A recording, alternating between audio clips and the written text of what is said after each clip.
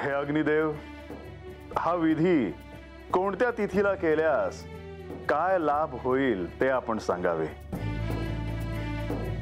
हा विधी जर प्रतिपदेस केला तर आपल्याला धन लाभते, द्वितीयेस केला तर सद्गुणी पत्नी लाभते, चतुर्थीस केला तर आपल्याला धर्म आणि काल ह्या दोन्हींचा लाभ होतो, पंचमीस पुत्र प्राप्तीचा लाभ होतो, षष्ठीस हा विधी केला तर श्रेष्ठ असे भाग्य मिळते, सप्तमीस हा विधी केल्यास कृषी लाभ होतो, अष्टमीस अर्थ लाभ संभवतो, नवमीस केल्यास उत्तम पशु लाभ होतो, दशमीस केला तर उत्तम गायीचा लाभ होतो, एकादशीस परिवार तर द्वादशीस ज्ञानातील श्रेष्ठता प्राप्त होते। हा विधी चतुर्दशीस केल्यास शास्त्र विद्येचा लाभ होतो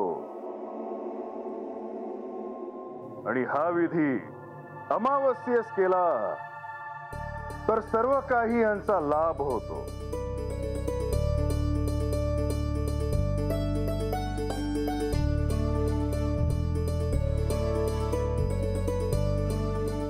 हे अग्निदेव, आपण प्रकट होऊन ह्या भक्तांना जे ज्ञान दिलं त्यामुळे हे सर्व भक्त तुमचे सदैव ऋणी राहतील। हे प्रभो, माझे कार्य झाले, आता आपली आज्ञा असावी।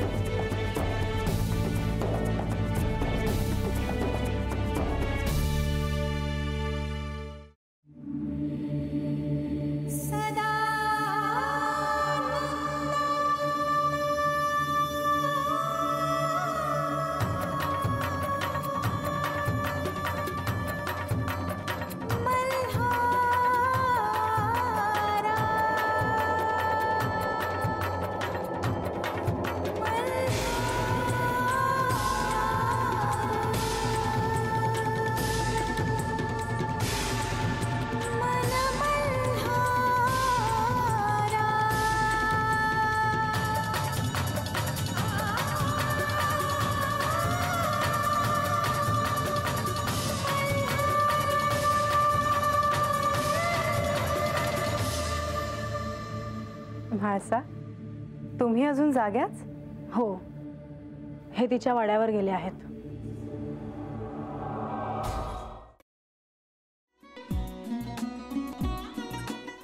असाच लावू ना?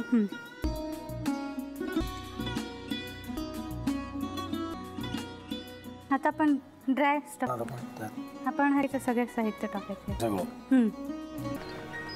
माझं म्हणजे अगं बहिणी म्हणून किती प्रयत्न करत होती, करताना की शिवच्या मला नाही वाटत। गौरी येस त्याच्यावर विश्वास नाहीये का? विश्वास आहे मी तुम्हाला तो ना, म्हणजे निशा बहिणीचं नाटक वगैरे ते नाहीये। अगं असं कसं म्हणतो? जतीन भाईंचा कॉल आहे, रिसीव कर ना। बघ कट म्हणून ते मला करतील।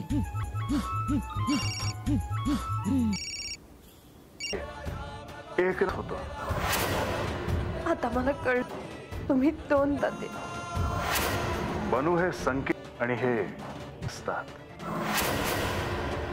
बाहेर तुमची